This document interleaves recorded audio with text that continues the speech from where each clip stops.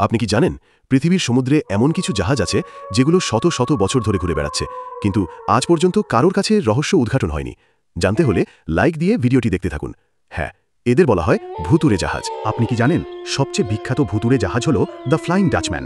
কথিত আছে এই জাহাজের ক্যাপ্টেন শয়তানের সাথে চুক্তি করেছিলেন, আর সেই কারণেই মৃত্যুর পরও তার আত্মা মুক্তি পায়নি। আজও নাবিকরা দাবি করেন সমুদ্রের ঝড়ো রাতে হঠাৎ করে দেখা মেলে সেই জাহাজের, যেখানে আলো জ্বলে ওঠে আর শোনা যায় নাবিকদের আর্তনাদ। শুধু তাই নয়, ইতিহাসে নথিভুক্ত আছে আরও কিছু রহস্যময় জাহাজের ঘটনা। যেমন মেরিসেলেস নামের একটি জাহাজ পাওয়া গিয়েছিল আটলান্টিক মহাসাগরে।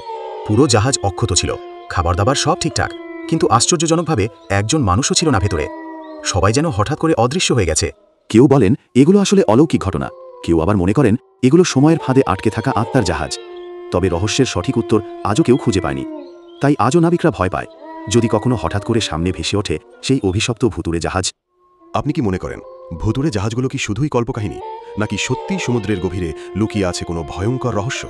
জানিয়ে দিন কমেন্টে এবং সাবস্ক্রাইব করে রাখুন পরবর্তী ভিডিওর জন্য।